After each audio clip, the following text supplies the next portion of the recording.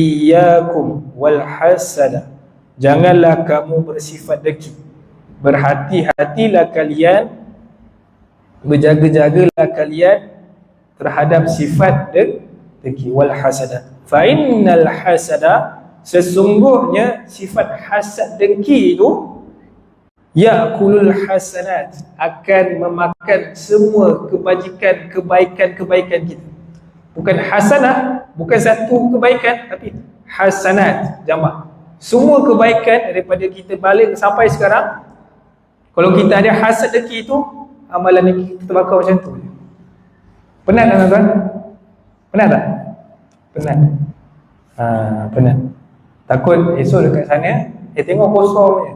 Ya Allah, bukan aku dah buat macam-macam untuk agama Allah. Tak ada dah terbakar. Sebab apa? Hasad dengki. Kama ta'kulun naru hataba, seperti api yang membakar kayu api sangat cepat.